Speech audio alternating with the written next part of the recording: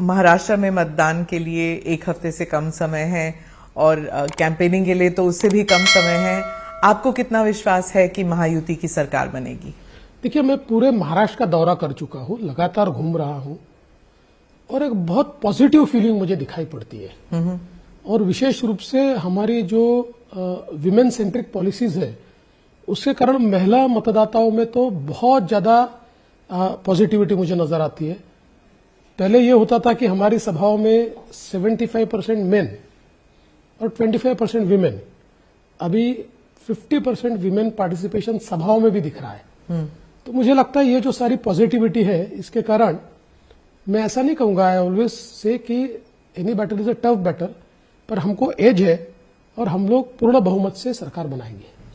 मोदी जी ने कहा कि महाराष्ट्र में कांग्रेस जो है वो ओबीसी समुदाय को बांटने की कोशिश कर रही है ताकि उनका वोट एकजुट ना हो, और अगर सरकार में आती है कांग्रेस पार्टी तो SC ST का रिजर्वेशन भी हटा देंगी।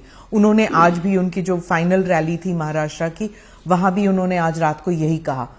देखिए, इसका इंडिकेशन तो राहुल जी ने अमेरिका में दे ही दिया।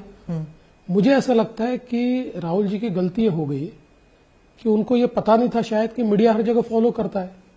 तो अमेरिका में जाकर उन्होंने जो बयानबाजी की संविधान की और विशेष रूप से रिजर्वेशन पर, तो एक प्रकार से उनकी जो मानसिकता है वो सामने आई। दूसरा, जिस प्रकार से वो जातियों में बांटने की कोशिश कर रहे हैं, प्रधानमंत्री जी ने बहुत सही बात कही है। देखिए, महाराष्ट्र में ओबीसी में 350 जातियां हैं। ये 350 जातियां मिलकर ओबीसी समूह बनता है, तो एक प्रेशर ग्रुप है कि भाई ओबीसी का कल्याण करना है। अगर 350 जातियां अलग अलग हो जाए तो एक समूह नहीं रहेगा, इनका प्रेशर खत्म हो जाएगा। अगर हम मसलन ST की बात करें तो 54 अलग अलग आदिवासी समुदाय का मिलकर ST प्रवर्ग बनता है। देयर आर 54 कास्ट और एंड सब कास्ट। अब इनको अगर अलग कर दे तो वो प्रेशर ग्रुप नहीं रहते। तो इसीलिए प्रधानमंत्री जी ने ये बात कही है। जिस प्रकार से ये भारत जोड़ो नाम का जो एक समुदाय तैयार किया है, इस समुदाय की एक्टिविटी अगर आप देखेंगे तो एनार्किस्ट लोग हैं, ये एनार्की फैलाना चाहते हैं। और ये लोग भारत जोड़ो नहीं है, भारत को समाजों में बांटो और उसके बाद भारत को तोड़ो। और वो तो कहते हैं कि आप तोड़ने की राजनीति करते हैं, बांटने की राजनीति करते हैं, क्योंकि जैसे योगी जी आए थे तो उन्होंने कहा कि बटेंगे तो कटेंगे। ये इस तरह का नारा जब आप देते हैं, आपकी पार्टी देती है, तो आप काटने का काम करते हैं। देखिए, मैं तो योगी जी के नारे में कोई गलत बात नहीं देखता। इस देश का इतिहास देखिए, जब जब ये देश जातियों में बटा, प्रांतों में बटा, समुदायों में बटा, तब तक ये देश गुलाम हुआ। देश भी कटा और व्यक्ति भी कटे। इसलिए बटेंगे तो कटेंगे, ये इस देश का इतिहास रहा है। और मैं समझ नहीं पाता हूं कि अगर कोई ये कहता है कि बांटिए मत और बटिए मत, तो इस पर ऑब्जेक्शन लेने की क्या बात है? क्योंकि जब मुसलमान समाज कहता है कि हमें एकजुट होना चाहिए तो उनको एंटी नेशनल का दर्जा दिया जाता है, उनको सेपरेटिस्ट कहा जाता है कि आप एक गुट बना रहे हैं, आप you are not integrating with the rest of the country. लेकिन जब हिंदू समुदाय कहता है तो उसे नेशनलिज्म का दर्जा दिया जाता है। देखिए, सवाल ये है कि आप अगर किसी पर्पस के लिए एक आ रहे हैं, आप एकजुट हो रहे हैं, बहुत अच्छी बात है। लेकिन लोकसभा में हमने क्या देखा? लोकसभा में हमने देखा वोट जिहाद। लोकसभा में उनके धर्मस्थलों से बैनर लगाए गए, महाविकास आघाड़ी को वोट नहीं दिया तो अल्लाह के साथ बेईमानी है, ऐसे वोट लगाए, ऐसे बैनर लगाए गए। मैं तो तमाम सेक्युलरवादी जो अपने आप को मानते हैं उनको पूछता हूं, ये कौन सा सेक्युलरिज्म है? कस्में दिलाई गई लोगों को, और पर्पस क्या है? डिफीट मोदी। पर आपकी पार्टी भी कहते जो राम को लेके आए हम उन्हें ले आएंगे, तो गाना है। और क्या, देखिए, राम को लाए हैं हम उनको लाएंगे, ये कहने में कोई गलत नहीं, लेकिन इस प्रकार की बात करना, कई हमारी पार्टी ने मंदिरों में लोगों को जमा करके भगवान की कसम खाइए कि बीजेपी को वोट देंगे, नहीं देंगे तो राम के साथ बेईमानी होगी, ऐसा तो नहीं कहा, ऐसा तो कहीं नहीं हुआ। और सबसे बड़ी बात यह है कि आज देखिए, जिस प्रकार की परिस्थिति लोकसभा के बाद तैयार हुई, अब जो डर हमको था, ये वापिस महाविकास आघाड़ी तलवे चाटने का की राजनीति कर रही है। मैं एक उदाहरण आपको कहना चाहता हूं। किसके तलवे चाट रही है? मुस्लिम उलेमाओं के, क्योंकि मैं उदाहरण आपको बताना चाहता हूं। अभी उलेमा काउंसिल ने उनको समर्थन घोषित किया, 17 मांगे उन्होंने रखी थी। इन्होंने बकायदा पत्र दिया है कि ये 17 मांगे हम मंजूर करते हैं। मुझे उसमें आपत्ति नहीं है अगर कोई मांगे रखता है, कोई मंजूर। मांगे कौन सी है? मैं एक मांग आपको बताता हूं। उसमें से एक मांग उसमें से है 2012 से 2024 तक महाराष्ट्र में जो दंगे हुए, उन दंगों में जिन मुस्लिम समुदाय के लोगों पर केसेस हुई है, वो सारी केसेस खारिज की जाएगी, वापस ले ली जाएगी। अब मैं सवाल पूछना चाहता हूं कि ये कौन सी राजनीति चल रही है? ये अगर इसके खिलाफ इस प्रकार से दंगइयों को साथ में लेकर कोई पार्टी लड़ना चाहती है और हम बटे रहे, तो कटेंगे। तो आपने जब कहा कि जैसे ये मांग है, इसको लीगली लड़ सकते हैं ना। आपने धर्म युद्ध कहा कि अब इसको वोट जिहाद के का अगर सामना करना पड़ेगा तो धर्म युद्ध करना पड़ेगा। तो ये धर्म युद्ध जो है वो बांटने की धर्म युद्ध की संकल्पना हमारे यहाँ क्या है? धर्म युद्ध की संकल्पना यह है कि यतो धर्मा ततो जया। ये धर्म युद्ध है हमारे यहाँ। जहां सत्य है वहां विजय है। ये असत्य की लड़ाई लड़ रहे हैं, हमको सत्य की लड़ाई इनके खिलाफ लड़नी पड़ेगी। ये धर्म युद्ध है हमारा। हमने ऐसा थोड़ी कहा हिंदू धर्म युद्ध लड़ो, हमने कहा धर्म युद्ध लड़ना पड़ेगा। और 8 दिन का चुनाव, और कौन कोर्ट जाएगा और कौन इलेक्शन कमीशन के पास जाएगा, वो तो बाद में होता रहेगा। ये लोगों ने तो समाज को बांट दिया, बांट के वोट तो लेकर चले गए। तो इसलिए देखिए, हम चुनाव जब लड़ते हैं तो ये लड़ाई है। भले ही शस्त्र नहीं है, अस्त्र नहीं है, पर यह लड़ाई है। सामने वाले बेईमानी करते रहे और हम देखते रहे, ऐसा नहीं होगा। हम जवाब देंगे, बेईमानी नहीं करेंगे लेकिन जवाब देंगे। आपने कहा अगर पत्थर आएगा तो ईंट का जवाब हाँ, पत्थर बिल्कुल से। ईंट का जवाब पत्थर से देंगे। देखिए, हम गांधी जी को बहुत मानते हैं, अहिंसा को भी बहुत मानते हैं, लेकिन ये तत्व हमको मंजूर नहीं है कि सामने वाले हमको मारते रहे और हम चुपचाप तमाशा देखते रहे। ऐसी अहिंसा हम नहीं मानते। सामने वाला ईंट मारेगा तो पत्थर से जवाब देंगे। पर उन्होंने कहा क्या, जैसे मैं ओवैसी का उदाहरण दे रही हूं, जब वो यहाँ कैंपेन करने आते हैं तो आप कहते हैं कि वह रजाकार की बात आपने उठाई, आपने औरंगजेब की बात उठाई। पिछले इंटरव्यू में भी मैंने आपसे यही पूछा था कि औरंगजेब को बार बार चुनाव के दौरान क्यों घसीटा जाता है? हम नहीं लाते। ओवैसी की सभा में भाषण होता है और वो कहते हैं संभाजीनगर नाम कैसे दे दिया, संभाजी का क्या संबंध है। जब उनकी सभा में कहा जाता है कि ये धरती तो हमारे रजाकारों की धरती है, तो मुझे याद दिलाना पड़ता है रजाकारों की धरती नहीं है, ये धरती छत्रपति शिवाजी महाराज की है, ये हमारे पुरखों की धरती है। रजाकारों ने तो इसके ऊपर कब्जा किया था और हमारे जो पुरखे हैं या हमारी उस समय की जो पीढ़ियां है उनके ऊपर अत्याचार किए थे, अनाचार किए थे, दुराचार किए थे उनके साथ, याद दिलाना पड़ता है।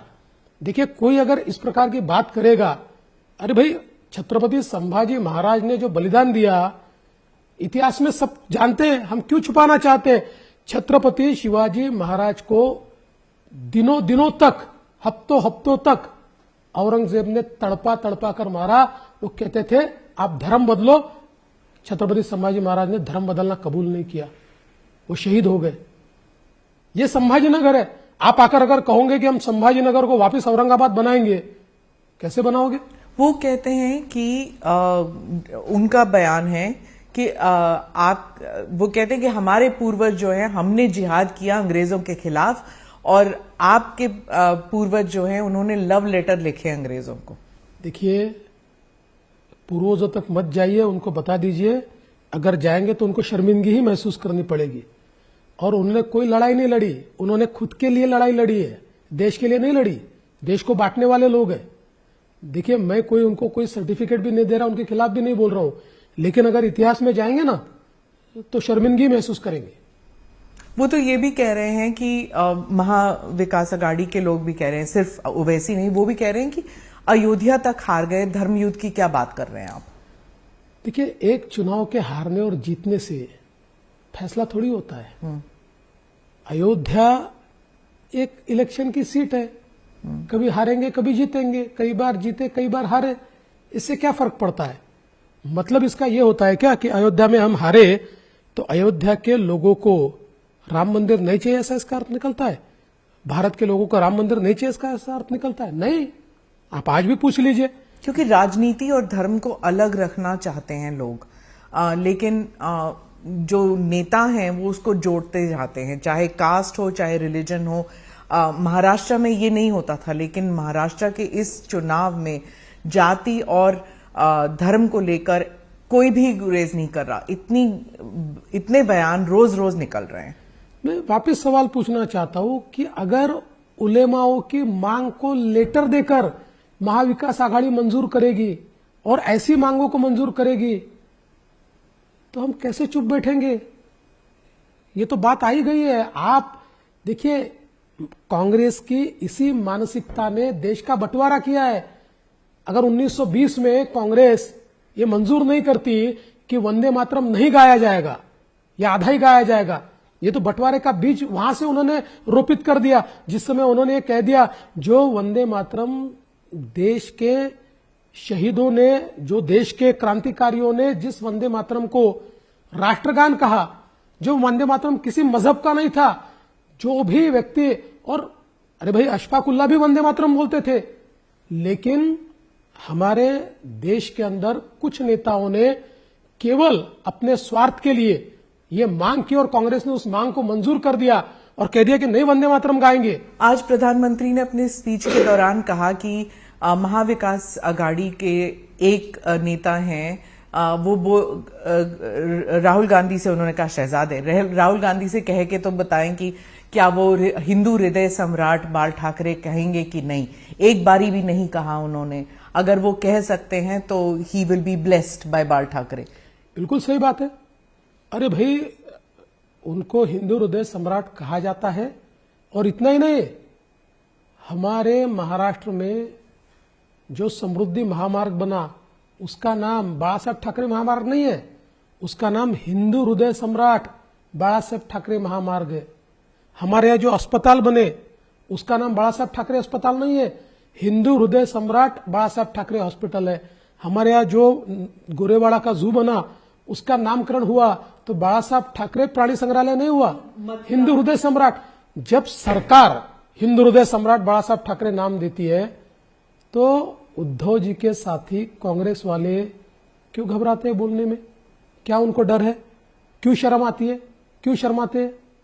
अरे थे, हिंदू हृदय सम्राट थे, उनको ये पदवी मिली थी। मुझे ये बताइए कि लोकमान्य तिलक का नाम लोकमान्य नहीं था, लोगों ने पदवी दी थी इसलिए लोकमान्य बने वो। इसी प्रकार से ये हिंदू हृदय सम्राट थे। आजकल तो शहजादों को छोड़ दीजिए, राहुल जी को छोड़ दीजिए, स्वयं उद्धव ठाकरे जी की शिवसेना भी शिवसेना प्रमुख बाला साहब ठाकरे बोलने लगी, उन्होंने भी हिंदू हृदय सम्राट बोलना छोड़ दिया। तो मुझे लगता है कि जब वो नहीं कहते तो शहजादे का तो कहने का सवाल ही नहीं उठता।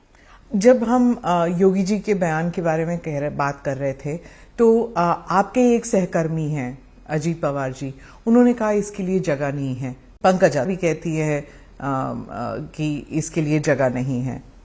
पहली बात तो यह है कि शायद ये लोग या तो जनता का सेंटिमेंट नहीं समझ पाए या फिर इस बात का वो मतलब नहीं समझ पाए, या बोलते हुए वो शायद कुछ और कहना चाहते हैं और उसका अर्थ अलग है। इन तीनों में से कोई हो सकता है।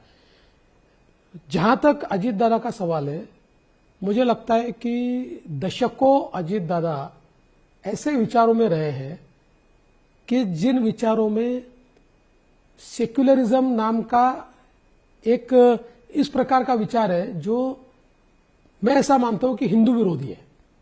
Secularism, there is no real secularism amongst those who call themselves secularist. Hindutva का विरोध करना है सेक्युलरिज्म उनके लिए, ऐसे लोगों के साथ रहे। इसलिए जनता का मिजाज और नेशनलिस्ट मिजाज ये समझने में थोड़ा समय उनको लगेगा। बटेंगे तो कटेंगे, इसका अर्थ समाज को एकत्रित रखना है और मुझे लगता है इसमें कोई गलत बात नहीं है। और जो प्रधानमंत्री का जो नारा था कि एक हैं तो सेफ हैं, आपने कहा ये महामंत्र है। महामंत्र क्यों कहा आपने इसके बारे में? इसीलिए मैंने कहा कि प्रधानमंत्री जी ने समाज को एक रखने के लिए जो मंत्र दिया है, अगर हम एक साथ रहेंगे तो ही हमारा विकास होगा। आप कौन अलग कर रहा है हमको? कांग्रेस बांट रही है, महाविकास आघाड़ी बांट रही है। वो तो जोड़ने की राजनीति कहते हैं कि भारत जोड़ो राजनीति है। देखिए, उनका भारत जोड़ो कैसा है, वो कहते हैं नफरत छोड़ो भारत जोड़ो। सुनिए, उनका जो भारत जोड़ो है ना, उनके हाथ में जो लाल संविधान था ना, उसके जैसा उनका भारत जोड़ो है। उस लाल संविधान में ऊपर कवर था, अंदर कोरे कागज थे। वो कहता है ये आपके कांग्रेस कहती है ये मिस इन्फॉर्मेशन है आपकी क्यों मिस पार्टी की। इन्फॉर्मेशन? अरे भाई, आप ही ने, मीडिया ने वहां पर दिखाया, हमारे पास, हम तो थे ही नहीं कार्यक्रम में। मीडिया ने उसको दिखाया और बाद में उन्होंने एडमिट भी किया, उनके विपक्षी नेता ने एडमिट किया कि हमने तो ऐसे ही बांट दिया था, हम तो केवल सिंबॉलिक कर देते। क्या संविधान के साथ सिंबोलिज्म चलेगा इस प्रकार से? तो ये जो भारत जोड़ो, ये भी ऐसा ही है।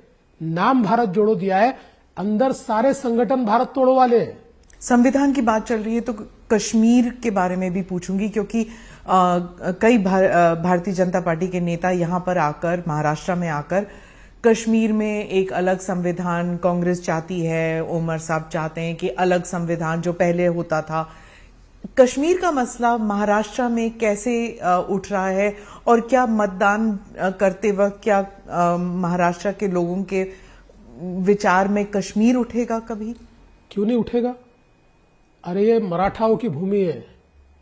जिन मराठाओं ने अटक से लेकर कटक तक भारत को एक किया था, ये छत्रपति शिवाजी महाराज की भूमि है। ये संकुचित विचारों वाली भूमि नहीं है। ये भूमि से जो वीर निकले, उन वीरों ने जो हमारे ऊपर आक्रमणकारी थे, जो मुगल थे, उनको परास्त करते हुए अफगानिस्तान तक खदेड़ दिया था। तो कश्मीर की तो बात यहां होगी। और अगर मैं देशभक्त हूं तो मैं इतना संकुचित विचार कैसे रखूं कि कश्मीर का कुछ भी हो जाए मुझे चलेगा, मेरे महाराष्ट्र का क्या है? ऐसा नहीं हो सकता है। हम देशभक्त लोग हैं। और ये कश्मीर जो है, ये हमारी अस्मिता का विषय है। कश्मीर कोई केवल विषय मात्र नहीं है, इससे भारत की अस्मिता जुड़ी हुई है। और मुझे बहुत खुशी है कि भारत रत्न डॉक्टर बाबा साहेब अंबेडकर जी का संविधान 7 दशक तक कश्मीर में लागू नहीं था। 7 दशक तक अपने विधान पर शपथ लेते थे, अपने विधान पर वो चलते थे, हमारा तिरंगा झंडा नहीं लगाते थे। लेकिन 370 के हटने के बाद लाल चौक पर जब एक बहुत बड़ा तिरंगा मैं देखता हूं तो मुझे बहुत खुशी होती है, मेरा दिल गदगद होता है। और उसके साथ साथ आप वहां तक नहीं रुकना चाहते थे, आप तो पाकिस्तान की हाँ बात बिल्कुल कर रहे हैं। वहां जा ही रहा हूं। उसके साथ साथ ओमर अब्दुल्ला को भी 7 दशकों बाद पहली बार मुख्यमंत्री के रूप में भारत के संविधान की शपथ लेनी पड़ती है। इससे बड़ी खुशी की बात क्या है? ये सबसे खुशी की बात है। और हां, हमारा तो सपना है, कांग्रेस ने देश को तोड़ा, एक दिन अखंड भारत बनाएंगे। भारत का तिरंगा ये पाकिस्तान पर भी एक दिन लहराएगा। क्या इससे महाराष्ट्र पॉलिटिक्स में कोई फर्क पड़ेगा? आप जो कहते हैं हर चीज पॉलिटिक्स के लिए थोड़ी होती है। कुछ चीजें कन्विक्शन की होती है, कुछ हमारे मूल्य होते हैं। अरे पॉलिटिक्स गया खड्डे में। देखो, कश्मीर के ऊपर अगर कोई कहे कि आप कश्मीर की बात करोगे तो आपको वोट नहीं देंगे, तो उसका वोट नहीं चाहिए हमें। हम नहीं लेंगे उसका वोट। हम कश्मीर की बात करेंगे और उस बात पर जो वोट हमको देना चाहते हैं वो हमको वोट दे। देवेंद्र जी, झारखंड में घुसपैठियों का इशू उठा है। वहां कांग्रेस में के गुलाम मीर ने कहा है कि जो गैस सिलेंडर बांटे जाएंगे उसमें घुसपैठियों को भी दे सकते हैं। क्या ये मुद्दा अब महाराष्ट्र में भी बात उठेगी घुसपैठियों की? देखिए, महाराष्ट्र में घुसपैठियों की बात यहां तक सीमित है कि हमने बीच में एक मुहिम यहां पर शुरू की तो बड़े पैमाने पर बांग्लादेशी घुसपैठी हमको मिले। अभी तो मुहिम बंद है चुनाव के कारण। और कुछ प्रमाण में रोहिंग्यास भी मिल गए। तो देखिए, हमारी ये मुहिम आगे भी चलती रहेगी।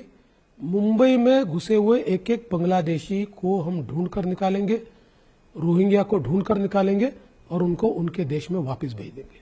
अभी प्रधानमंत्री की रैली में जब वो बात कर रहे थे तो कैंडिडेट सब साइड में थे, आप भी थे, लेकिन वहां पर महायुति के जो कैंडिडेट्स थे, जीशान सिद्दीकी, सना मलिक, ये दो एनसीपी के थे, अजीत पवार भी नहीं थे वहां पर, तो आपकी महायुति थोड़ी बिखरी हुई सी नजर आ रही है। देखिए, अजीत पवार जी ने ये कहा था कि मैं नहीं आ पाऊंगा और हम लोगों ने भी ये तय किया था। प्रधानमंत्री जी की पहली सभा में मैं था, उसमें अजीत दादा और सीएम नहीं थे। दूसरी सभा में सीएम थे, उसमें मैं नहीं था, अजीत पवार जी भी नहीं थे। पूना की सभा में अजीत पवार जी थे, उसमें मैं नहीं था, सीएम साहब भी नहीं थे। तो हम लोगों ने सभाएं बांट ली थी प्रचार की दृष्टि से, और पीएम साहब का भी ये कहना होता है कि सारे लोग एक जगह रहोगे तो प्रचार कैसे करोगे। इसलिए मैं नहीं मानता कि इसमें कोई अलग बात है। हाँ, अभी अगर कोई नहीं आया है तो उसका जवाब मैं तो नहीं दे पाऊंगा, वही लोग दे पाएंगे।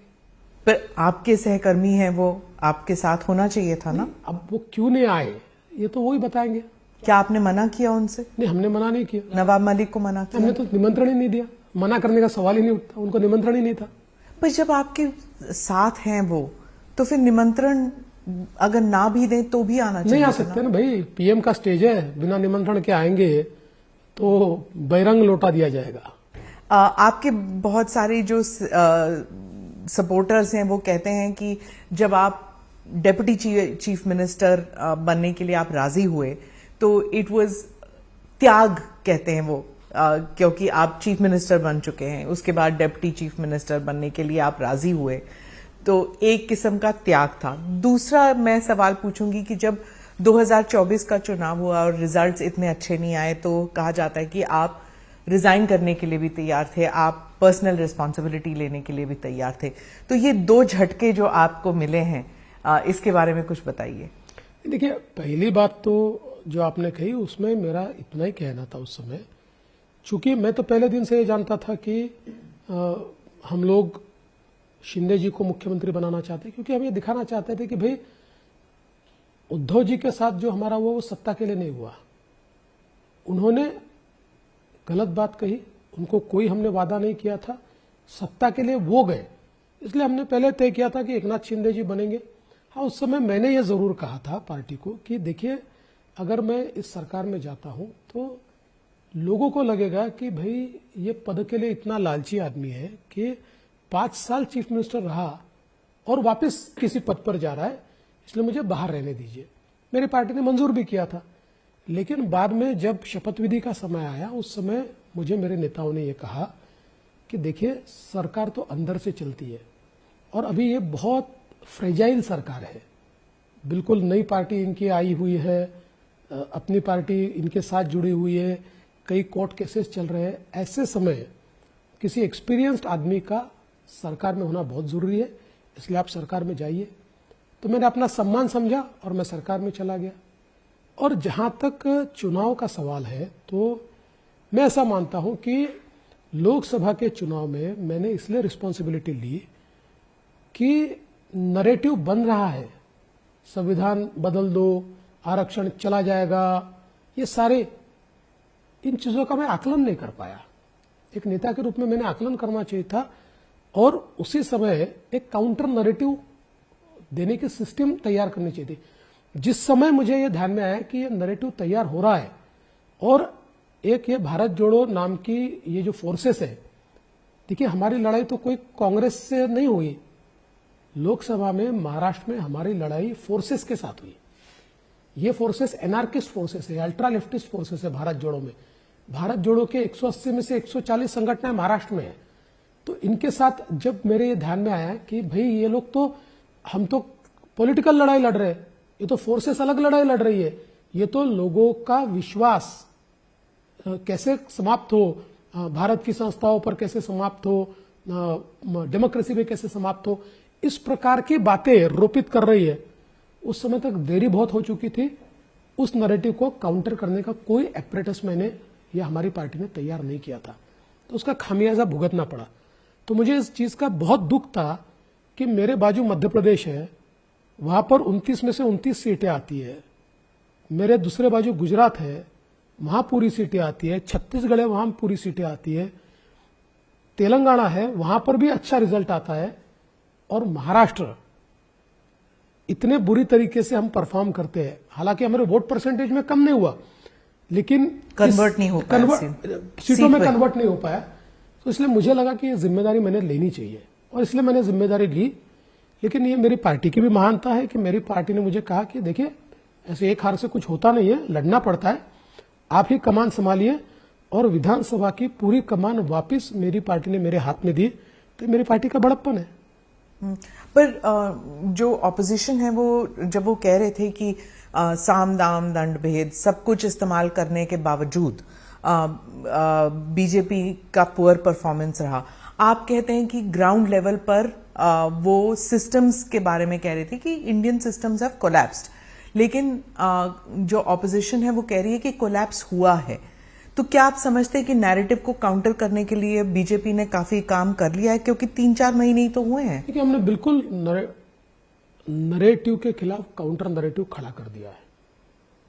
और मैं बहुत स्पष्टता के साथ कहना चाहता हूं कि हमने हमारे विचार परिवार की जो संगठनाएं हैं, उन संगठनाओं से संपर्क किया।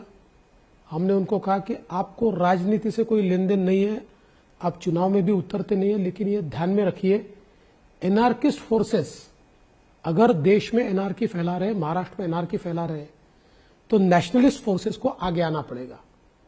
और ये जो एनार्किस्ट फोर्सेस है, इनकी जितनी पैठ है उससे ज्यादा हमारे विचार परिवार के संगठनों की पैठ है। वो राजनीति में आते नहीं है। देखिए, ये लोग अगर एक प्रकार से, आप क्या आरएसएस की तरफ क्या इशारा कर रहे हैं? हमारा विचार परिवार मतलब आरएसएस ही है। आरएसएस के विचारों से काम करने वाली, आरएसएस नहीं, आरएसएस के विचारों से काम करने वाली अलग अलग संगठनाएं, कोई मजदूरों के क्षेत्र में काम करती है, कोई हिस्ट्री के क्षेत्र में काम करती है, कोई प्राध्यापकों के क्षेत्र में काम करती है, कोई तरुणों के क्षेत्र में काम करती है। ऐसे अलग अलग क्षेत्रों में, समाज के सभी क्षेत्रों में जो नेशनलिस्ट फोर्सेस है, हमने उनको ये अपील की कि फोर्सेस, ये कांग्रेस से लड़ाई तो हम लड़ लेंगे, ये कांग्रेस की ताकत भी नहीं है हमारे साथ लड़ ले। ये तो कांग्रेस ने फोर्सेस को सामने किया है, और पॉलिटिकल पार्टी फोर्सेस के साथ लड़ाई नहीं कर सकती है, क्योंकि फोर्सेस का कोई एक प्रकार से चेहरा नहीं होता है। इसलिए हमने उनको कहा, और मैं ऐसा मानता हूं, नेशनलिस्ट फोर्सेस जो है वो हमारे साथ है, और सारे क्षेत्रों में इन फोर्सेस के कारण एनार्किस्ट फोर्सेस का जो नैरेटिव है वो समाप्त हो गया, खत्म हो गया। अब वो नैरेटिव नहीं रहा। देवेंद्र जी, आपने नेबरिंग स्टेट्स के बारे में जिक्र किया, चाहे गुजरात हो, मध्य प्रदेश हो। अब उद्धव ठाकरे ने बयान दिया है कि जो सारे बिजनेसेस हैं वो महाराष्ट्र से गुजरात की तरफ जा रहे हैं, और एक बर्लिन वॉल खड़ा हो गया है महाराष्ट्र और गुजरात के बीच। देखिए, मुझे ऐसा लगता है कि कभी कभी मुझे मतलब ये प्रश्न होता है कि इतना झूठ बोलने का कॉन्फिडेंस कहां से आता है इन लोगों में। नहीं, वो कह रहे थे गडकरी जी जो है रोड नहीं बना रहे, मुंबई गोवा वाला रोड। बात सुन लीजिए, 2014 से 19 में मुख्यमंत्री था, 14 से 19 निवेश में, एफडीआई में महाराष्ट्र नंबर 1 था। 2019 में मुख्यमंत्री उद्धव जी बने, 2020 में 20-21 में नंबर 1 रहा, 20 में नंबर 1 हुआ कर्नाटका, महाराष्ट्र गया चौथे नंबर पर। फिर 2021 में पहले नंबर पर आया गुजरात, महाराष्ट्र गया चौथे नंबर पर। और जैसे ही हमारी सरकार आई, नई सरकार, वापस महाराष्ट्र नंबर 1 हुआ, 22 में भी, 23 में भी, और 24 में यह स्थिति है कि 24 में अभी जो आरबीआई ने रिपोर्ट जाहिर किया है, देश में जो निवेश आया उसका 52% निवेश ये महाराष्ट्र में आया है। कोई मुकाबला ही नहीं है गुजरात का, कोई मुकाबला नहीं कर्नाटक का। 52% किसे कहते हैं? पूरा देश है 48% में, और 52% में महाराष्ट्र है। मैं तो ये कहता हूं, गुजरात कितना फॉर्चुनेट है, उनको एडवर्टीजमेंट करने की जरूरत ही नहीं है। उनके लिए महाविकास आघाड़ी एडवर्टीजमेंट करती है, रोज कहते हैं गुजरात जा रहा है, गुजरात जा रहा है। हमारे यहाँ जो निवेशक आने वाला है उसको भी लगता होगा कि अरे महाराष्ट्र में कुछ गड़बड़ है, गुजरात जाना चाहिए। ये तो गुजरात के एम्बेसडर बन गए। शरद पवार जी, उद्धव ठाकरे जी, नाना पटोले जी, गुजरात का जितना गुणगान ये करते हैं ना, उतना गुणगान कोई नहीं करता है। राहुल गांधी ने अभी हाल ही में एक स्पीच में कहा कि इंडस्ट्रीज जो सब गुजरात जा रही हैं उसकी वजह से महाराष्ट्र के जो युवा हैं, खासकर ट्राइबल युवा वगैरह, वो बंधुआ मजदूर बन के बाकी राज्यों में जाना पड़ेगा उन्हें।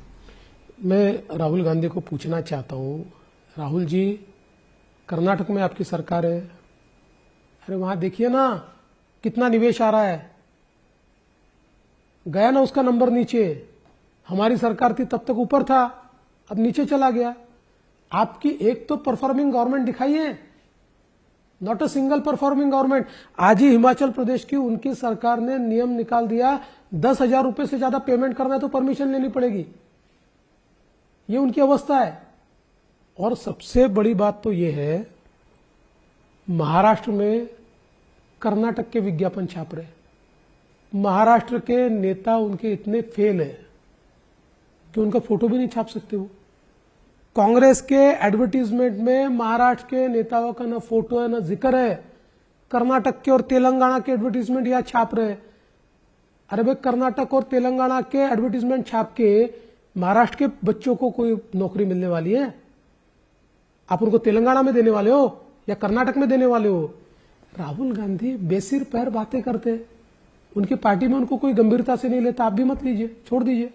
कांग्रेस जो है वो रूरल एरियाज में, महाराष्ट्र में रूरल एरियाज में ज्यादा जा रही है और कुछ न्यूज़पेपर आर्टिकल्स में भी आ रहा है कि महायुति को एक अर्बन सेंट्रिक पार्टी यूनिट माना जा रहा है और महाविकास आघाड़ी जो है वो कंसंट्रेट कर रही है रूरल एरिया में, क्योंकि फार्म डिस्ट्रेस है, रूरल डिस्ट्रेस है, फार्मर सुइसाइड्स है।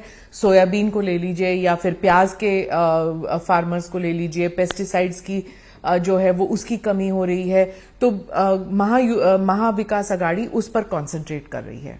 देखिए, महाविकास आघाड़ी लगातार ये नैरेटिव तैयार करने का प्रयास कर रही है, लेकिन क्यों नहीं तैयार हो पा रहा? ये बात सही है कि पिछले खरीफ में कॉटन यानी कपास और सोयाबीन, इसकी मार्केट प्राइस एमएसपी से नीचे गई। हमने निर्णय किया कि हम लोग भावांतर योजना लाएंगे, उनको मदद करेंगे। अनफॉर्चुनेटली लोकसभा का चुनाव आया और इसलिए हम पैसा डिसबर्स नहीं कर पाए। जैसे ही लोकसभा का चुनाव समाप्त हुआ, हमने 4,000 करोड़ रुपया कॉटन और सोयाबीन के किसानों को प्राइस डिफरेंस के पे कर दिए। आज किसान ट्रैक रिकॉर्ड हमारा देख रहा है और हमने घोषणा की है कि अगले 5 साल तक हमारी प्राइस डिफरेंस की भावांतर की योजना चलेगी। जिस साल इंटरनेशनल कंडीशंस के कारण कॉटन और सोयाबीन के रेट्स एमएसपी से नीचे जाएंगे, जो डिफरेंस होगा वो राज्य की सरकार सीधे खातों में देगी। किसानों के खातों में चला गया। दूसरा, हमने किसानों को बिजली का बिल माफ कर दिया।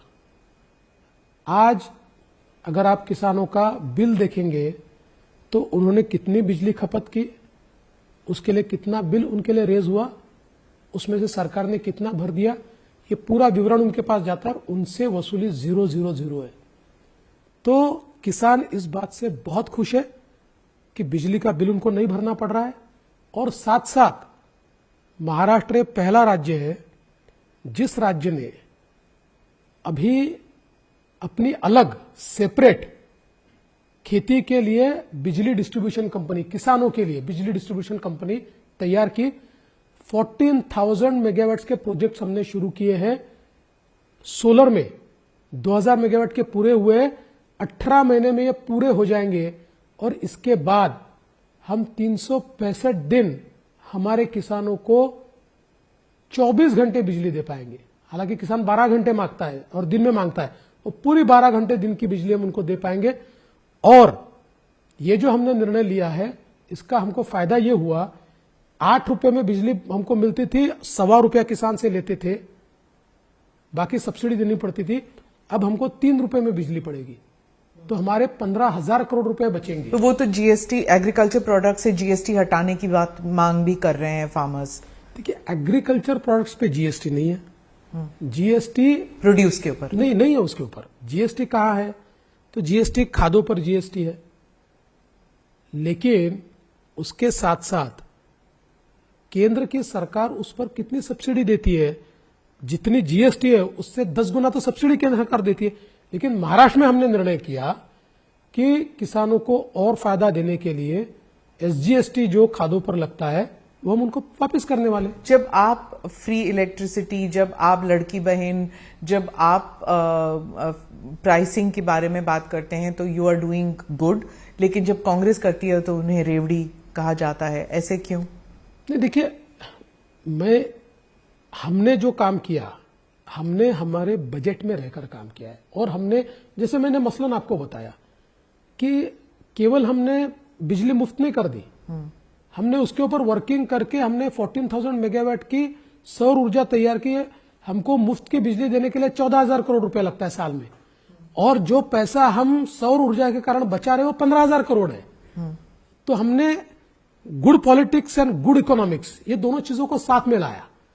और विशेष रूप से प्रधानमंत्री जी हमेशा कहते हैं कि विमेन लेड डेवलपमेंट और विमेन लेड सोशल रिफॉर्म्स कीजिए, महिलाओं को केंद्र बिंदु मानकर कीजिए। तो लाड़की बहन योजना इसी प्रकार से महिलाओं को अधिकारिता देने का हमारा प्रयास है। मुझे ऐसा लगता है कि इसमें कोई बुरी बात नहीं है। मैम, आपने महिलाओं का जिक्र किया तो एक अनप्लेजेंट चीज के बारे में बात करना चाहूंगी, महिलाओं के ऊपर ही है। कन्हैया ने कुछ आपत्तिजनक स्टेटमेंट की थी। उन्होंने कहा कि जब आप धर्म युद्ध की बात करते हैं तो आपकी धर्मपत्नी रील्स बनाती हैं, तो आपको लगता है कि एक पर्सनालिटी पॉलिटिक्स कुछ ज्यादा ही हो गया? देखिए, मुझे इसका आश्चर्य नहीं लगता, क्योंकि पिछले 5 सालों से मैंने और मेरी पत्नी ने झेला है। 5 सालों से देखिए, ये मेरे खिलाफ कुछ नहीं निकाल पाए। सारी मेरे खिलाफ एजेंसियां लगा दी, मेरे बाल से लेकर नखून तक इन्होंने मेरी सारी तफ्तीश कर ली, लेकिन मेरे खिलाफ इनको कुछ नहीं मिला। जब कुछ नहीं मिला तो उन्होंने मुझ पर पर्सनल अटैक चालू किए। मेरे पत्नी के खिलाफ इनकी ट्रोल आर्मी जिस प्रकार के आरोप करती है, कोई सभ्य व्यक्ति देखे तो शर्मिंदगी महसूस करे। लेकिन मैंने मेरी पत्नी को भी बोला, हम राजनीति में हैं, हमारे लिए पेशेंस इज अ वर्च्यू, संयम रखना होगा। आप संयम के साथ रहिए, झूठ की उम्र नहीं होती है, और सत्य परेशान हो सकता है, पराजित नहीं हो सकता। इसलिए मैं कहता हूं, महिलाओं के बारे में बात करते हैं तो जिस प्रकार का व्यवहार इन्होंने किया है, जिस प्रकार से मेरी पत्नी के मीम्स बनाना, उसके बारे में गंदी गंदी बातें लिखना, ये सारी चीजें शर्म आनी चाहिए। चुल्लू भर पानी में डूब मरना चाहिए। अरे लड़ना है तो सामने से लड़ो, ये कौन सा शिखंडी का युद्ध तुम लड़ते हो? लेकिन मैं इस मामले में बहुत संयमी हूं, मुझे लड़ाई समझती है, मैं इनको परास्त करता हूं। महाराष्ट्र पॉलिटिक्स की बात हो और मैं परिवारवाद की बात ना करूं तो इट्स रॉन्ग। पिछले 5 साल में 2 बारी पार्टियां टूटी, 2 बारी परिवार टूटे। इसका असर इस इलेक्शन में कैसे पड़ने वाला है? देखिए, मुझे लगता नहीं है कि इस बात का अभी कोई असर रहेगा। पहली बात तो यह है कि महाराष्ट्र में पार्टियां तोड़ने का, जोड़ने का, फिर तोड़ने का, परिवार तोड़ने का, जोड़ने का, फिर तोड़ने का, इसके महारथी अगर कोई है तो शरद पवार जी है। 1978 से लेकर लगातार पवार साहब ने कितनी पार्टियां तोड़ी और कितने परिवार तोड़े, इसकी लिस्ट अगर हम निकालें तो उनको हमें पार्टी तोड़ने का और परिवार तोड़ने का भीष्म पितामह कहना पड़ेगा। भीष्म पितामह ये एक सेंस, अलग सेंस है, भीष्म पितामह बहुत बड़े व्यक्ति थे, लेकिन ऐसा कहना पड़ेगा। लेकिन ये जो 2 पार्टियां हमारे यहां टूटी, उन्होंने नैरेटिव बनाने की कोशिश की कि बीजेपी ने तोड़ी, लेकिन लोगों को अब सच पता है। जो पार्टियां हैं उन पार्टियों में एक प्रकार से परिवार की अति महत्वाकांक्षा, इसके कारण ये पार्टियां टूटी। उद्धव जी मुख्यमंत्री बनना चाहते थे, इसलिए हमसे नाता तोड़ा। मुख्यमंत्री बनने के बाद आदित्य को सामने लाना चाहते थे, तो उन्होंने एक प्रकार से एकनाथ शिंदे जी को सफोकेट किया, उनकी राजनीति को समाप्त करने की कोशिश की। तो एकनाथ शिंदे जैसा व्यक्ति, जमीन से जुड़ा हुआ व्यक्ति, उसके पास कोई चारा नहीं बचा, उनको बाहर आना पड़ा। इधर शरद पवार जी ने 30 साल से पार्टी संभालने वाले अजित पवार को डिमोनाइज किया, विलन बनाया, और विलन बनाकर अजित पवार जी की ऐसी परिस्थिति की, किस लिए की? सुप्रिया ताई को बनाना चाहते थे मुख्यमंत्री, सुप्रिया ताई को नेतृत्व देना चाहते थे, और उसके कारण अजित पवार के पास कोई चारा नहीं था, वो बाहर निकले। तो ये जो व्यक्तिगत महत्वाकांक्षा है, ये जो परिवार का झगड़ा है, इसके कारण ये पार्टियां टूटी है। तो लोग ये समझते हैं, इसलिए इसका कोई फायदा नहीं मिलेगा। पर अगर लोग ये समझते हैं तो फिर शरद पवार के फैक्शन को ज्यादा सीटें क्यों मिली, अजीत पवार के फैक्शन को कम? मैं थोड़ा उल्टा आपसे पूछना चाहता हूं, या आपको एनालॉजी देना चाहता हूं। शरद पवार जी की सीटें या उद्धव ठाकरे जी की जो सीटें आई है, उनके बेल्ट में नहीं है। उनके बेल्ट में, या जो उनका बहुत मजबूत बेल्ट माना जाता है, वहां पर उनको उतनी सीटें नहीं मिली है। सरप्राइजिंगली नरेटिव के कारण अब वर्धा जैसी सीट शरद पवार जी को मिल गई, जहां उनके पास न पार्टी थी न कैंडिडेट था।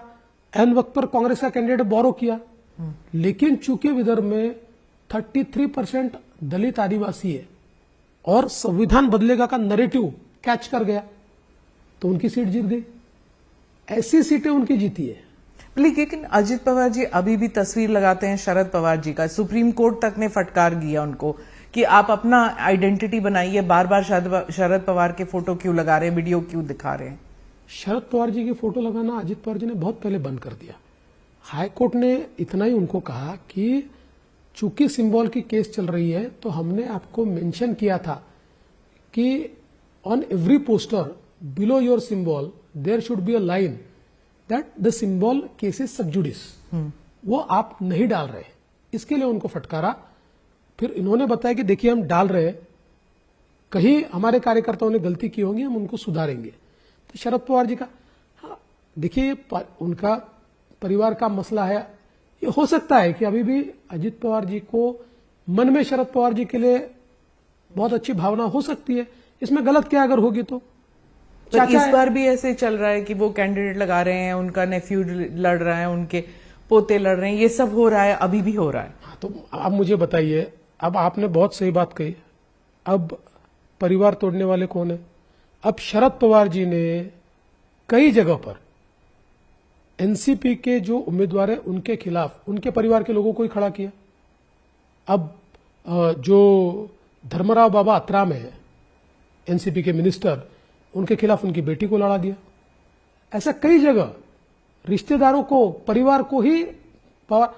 क्या होता है ना कि यहां जो इकोसिस्टम है, उस इकोसिस्टम में अगर अपनी महत्वाकांक्षा से भी कोई परिवार टूटता है तो ठिकरा हम पर फोड़ा जाता है।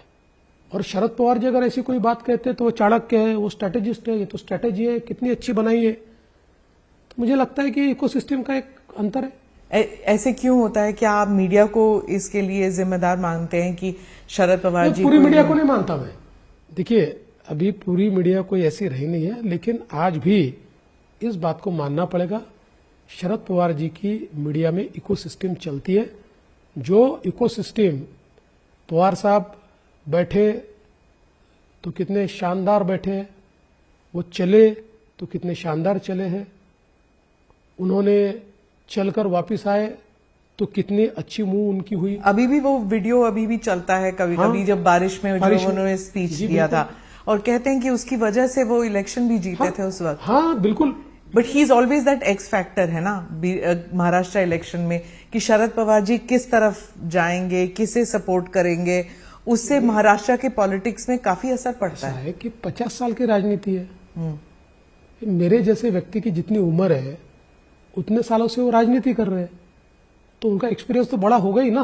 पर अब आपका भी एक्सपीरियंस बहुत है, तो मुझे आप बताइए कि अगर जब इलेक्शन रिजल्ट्स आएंगे और आपकी पार्टी अगर नंबर्स लेके आती है, तो कितनी देर लगेगी to form government, to stake? देखिए, मुझे ऐसा कोई डेट है, कोई प्लान है? कोई प्लान भी नहीं, कोई डेट भी नहीं है। यह तय हुआ है कि जैसे ही रिजल्ट आएगा वी आर वेरी श्योर कि हमारी सरकार बनेगी। ये तीन पार्टी एक साथ? हाँ जी। तो हमने तय किया है कि रिजल्ट्स के बाद तीनों पार्टियां एक साथ बैठेगी।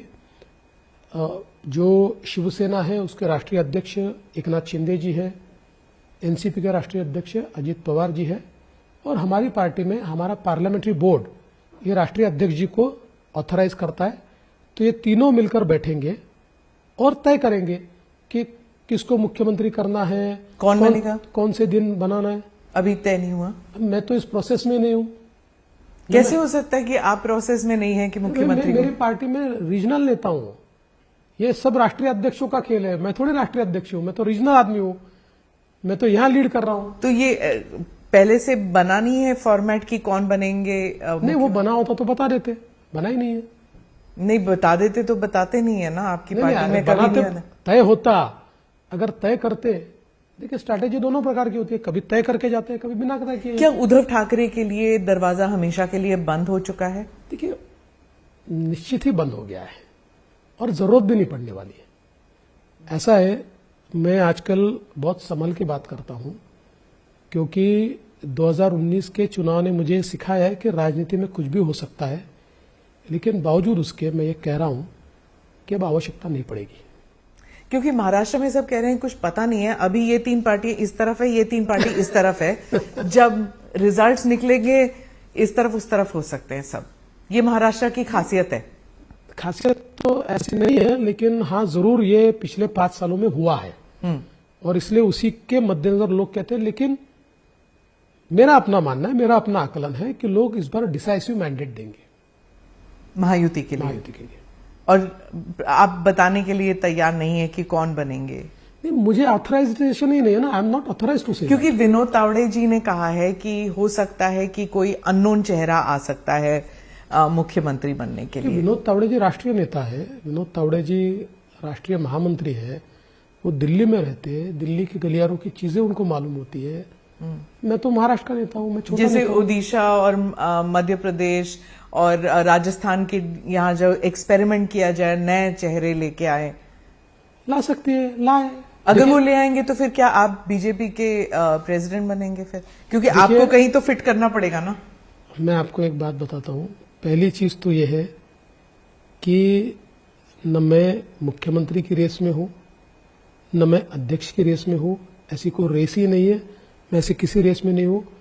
भारतीय जनता पार्टी मेरा घर है, जीना यहां, मरना यहां, इसके सिवा जाना कहा। और देवेंद्र फडणवीस एक ऐसा नट है जो कहीं भी फिट होता है। पार्टी जहां फिट कर दे, ये नट फिट हो जाएगा। फडणवीस जी, एक बात मैं प्रधानमंत्री की स्पीच में से उठाना चाहती हूं। उन्होंने कहा कि हरियाणा के जो चुनाव हुए थे उसमें हमने देखा कि बीजेपी ने जो दलित वोट बैंक है उसका कंसोलिडेशन किया है, और महाराष्ट्र में भी जो है वहां पे हम दिखने को मिल रहा है सबको। आई मीन, ये प्रधानमंत्री ने नहीं कहा, पर दिखने को मिल रहा है कि जो दलित समुदाय है उनके बीच में आरएसएस के कार्यकर्ता जाके नेशनलिज्म की बात करते हैं, जो भी करते हैं, उससे एक दलित समुदाय में एक कॉन्फिडेंस आ गया है। एक तरफ वो है, दूसरी तरफ जो है कुछ दलित लीडर्स हैं, वो कहते हैं कि ये बात सही नहीं है, BJP is more an OBC party, Dalit समुदाय को इग्नोर करती है। सच कहां पर है? देखिए, भारतीय जनता पार्टी ऐसी पार्टी है कि जो सारे समुदायों में है। आज सबसे ज्यादा दलित और आदिवासी एमएलए हमारे चुनकर आते हैं, और ये बात बिल्कुल सही है कि लोकसभा के समय नरेटिव के कारण जो हमारे दलित भाई और आदिवासी भाई हमसे दूर गए थे, अब वो वापिस आ गए। हमने सच्चाई उन तक पहुंचाई है, वो जागरूक हो चुके, इसलिए हमारे साथ लामबंद हो रहे हैं। लेकिन एक बात ये भी उठी थी, जैसे मनोज जारंगे ने कहा था कि मराठा हेटर कहा था आपको, और एक कोट है उनका, मैं आपको सुनाती हूं। उन्होंने कहा, chief minister had promised to provide us reservation, we had hopes on him, I am told 6 crore Marathas that the chief minister will help us realize our dream, but Fadnavis did not let that happen. इसके बारे में क्या कहेंगे आप? मतलब Maratha versus ब्राह्मण, दलित versus OBC, cast factor आ ही गया ना। मैं दो चीजें आपको बताना चाहता हूं। पहले, लोकसभा के चुनाव में एमवीए को 43.6% वोट मिले, हमको उनको 43.9% वोट मिले, हमको 43.6% वोट मिले, यानी 0.3% का फर्क था। अब अगर महाराष्ट्र के मराठा हमको वोट नहीं दे तो हम 43.6% पर पहुंच पाएंगे। जहां तक मनोज जरांगे पाटिल इनका सवाल है, मैंने उनको ये कहा था कि आप जो मांग कर रहे हैं कि मराठाओं को ओबीसी में रिजर्वेशन दिया जाए, अरे भाई 1980 से मराठा रिजर्वेशन की मांग चल रही थी। पहला मराठा रिजर्वेशन मैंने दिया। मैं जब तक सीएम था हाईकोर्ट में टिका, सुप्रीम कोर्ट में टिका, हाईकोर्ट ने तो हमारे साइड से निर्णय दिया। एमवीए की सरकार में चला गया, नई सरकार आई तो हमने वापस दे दिया। अब आप ये बात करते हो कि तो चलिए, अगर हम लोग कोई गलत कर रहे हैं तो जिसको आप मदद करना चाहते हैं या दूसरी पार्टी अपोजिशन पार्टी है, एमवीए के घटक है, उनको बोलिए कि वो राइटिंग में आपको दे दे, कम से कम जुबानी बोल दे।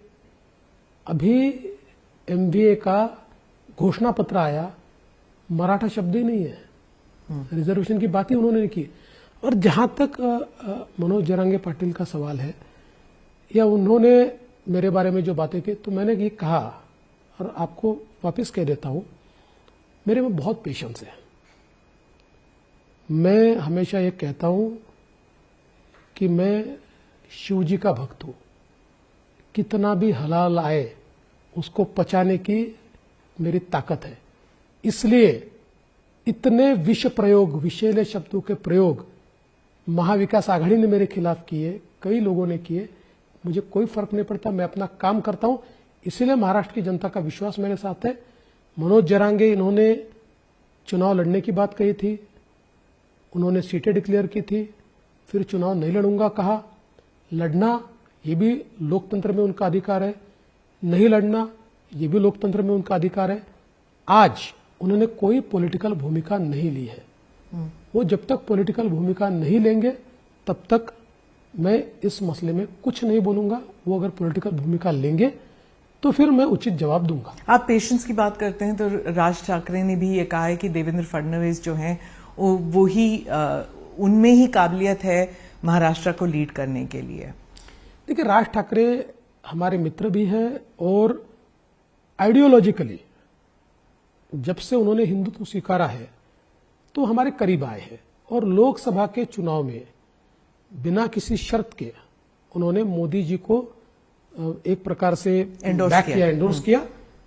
अब विधानसभा के चुनाव में भले ही उनकी और हमारी आइडियोलॉजी सेम हो, लेकिन उनको उनकी पार्टी चलानी है, इसलिए उन्होंने कैंडिडेट्स खड़े किए। हमारे खिलाफ 70 कैंडिडेट्स लड़ा रहे हैं वो। हाँ। 70 कैंडिडेट हमारे खिलाफ है, 100 से ज्यादा कैंडिडेट उन्होंने खड़े किए। वो उनकी पार्टी का काम कर रहे हैं, हम अपनी पार्टी का काम कर रहे हैं। पर क्यों वो महायुति में क्यों नहीं है? नहीं, क्योंकि महायुति में स्पेस नहीं है। हम 3 पार्टियां हैं, 3 पार्टियों में ही सीटों का बंटवारा करते करते हम लोगों को काफी समय लगा। चौथी पार्टी की स्पेस नहीं है और उनको उनकी पार्टी चलानी है, वो चला रहे। हाँ, जहां तक उनकी शुभकामनाओं का सवाल है तो मैं ऐसा मानता हूं कि निश्चित रूप से मैं उनका धन्यवाद दूंगा कि उन्होंने कोई अच्छी बात मेरे बारे में कही, लेकिन साथ में ये भी कहूंगा कि वो जो कह रहे हैं ये बात सही नहीं है। सही बात यही है कि हमारे 3 नेता मिलकर ही तय करेंगे कौन मुख्यमंत्री होगा। सीटों के बारे में जब बात करी थी तो उन्होंने भी परिवार की पॉलिटिक्स के बारे में, उन्होंने एक दूसरे के बारे में काफी कुछ कहा है। तो आदित्य ठाकरे ने कहा है कि उनके वो कभी वापस नहीं आ सकते, उनके बीच कभी समझौता नहीं हो सकता। आदित्य ठाकरे अब कहते हैं कि शिंदे जो हैं he is a puppet in the hands of Adani and industrialist. क्या अडानी ग्रुप को लेकर कोई is there a difference of opinion in the Mahayuti, और क्या धारावी प्रोजेक्ट जो है उसके बारे में रीथिंक होगा? देखिए, ये लगातार शिवसेना की पॉलिसी रही है कि सत्ता के बाहर रहो तो अपोज करो, सत्ता में आओ तो उसी चीज को एंडोर्स करो।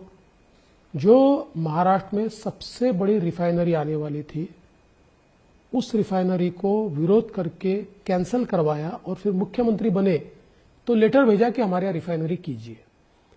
ये जो धारावी का प्रोजेक्ट है, धारावी के प्रोजेक्ट में मैंने रेलवे की लैंड लाई, इसका सारी चीजें की, इसका टेंडर निकाला, मैंने टेंडर अलॉट किया।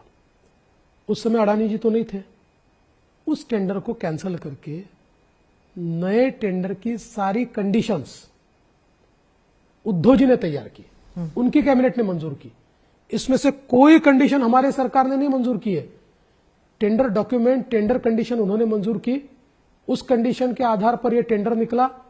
इसमें सक्सेसफुल बिडर अडानी बने, तो अडानी को गया। लेकिन यह प्रोजेक्ट अडानी कंपनी को नहीं मिला है, ये डीआरपी को मिला है, जिस डीआरपी में हमारी हिस्सेदारी है। Maharashtra government is a stakeholder in DRP and everything is being executed by the DRP. तो अडानी को दे दिया, अडानी को दे दिया। एक तो ये सबसे गलत है। दूसरा, इन्होंने जो टेंडर कंडीशन रखी थी उसमें एक ही चेंज हमने किया। इनके टेंडर कंडीशन में टीडीआर पर कोई कैप नहीं था। कोई भी सक्सेसफुल बिडर मुंबई का टीडीआर किंग और मोनोपोलाई तैयार कर सकता था। हम लोगों ने कहा नहीं चलेगी मोनोपोली, हमने उस पर कैप लगा दी और टीडीआर की मोनोपोली समाप्त कर दी। तो जब आप टेंडर कंडीशन तैयार करते हो तो बहुत अच्छा है, आपकी कैबिनेट मंजूरी देती है तो बहुत अच्छा है। टेंडर आपके ही समय निकला, हमारे समय तो सबमिशन हुआ, बहुत सक्सेसफुल बिडर हुए। और मैं दावे के साथ कहता हूं कि उनके समय भी अगर ये टेंडर में अडानी सक्सेसफुल बिडर होते तो किसी दूसरे को देते क्या? क्या अडानी के साथ उनकी मीटिंगें नहीं हुई? शरद पवार जी कहते हैं कि वो मीटिंग में जाते थे, उनसे मिलते थे, सभी इंडस्ट्रियलिस्ट से मिलते हैं। नहीं, शर्म क्या है? देखिए, सवाल यह है कि अगर अडानी आपके यहाँ इन्वेस्ट करते हैं तो आपके जॉब्स क्रिएट हो रहे हैं, तो आपने उनको क्यों? आप अनड्यू फेवर मत कीजिए। किसी भी इंडस्ट्रियलिस्ट को अनड्यू फेवर करना है गलत है। हम इंडस्ट्री वालों से मिलेंगे नहीं, ये कौन सी बात है? और अभी तो शिवसेना के संजय राउत ने कह दिया कि सारे व्यापारी चोर है। अरे भाई, आपका जीडीपी जिनके माध्यम से आता है, जो आपके लिए जॉब्स क्रिएट कर रहे हैं, उनको चोर कह देते हो और पीछे से उनसे ही मिलते हो। ये कौन सी राजनीति है? अंत में सिर्फ यही पूछूंगी, 288 सीट्स में से कितने सीट्स आप कहते हैं? मेजॉरिटी। सिर्फ मेजॉरिटी, सिंपल मेजॉरिटी, कोई नंबर नहीं? नंबर नहीं कहूंगा, मेजॉरिटी कहता हूं। चलिए, शुभकामनाएं आपको। धन्यवाद। Thank you.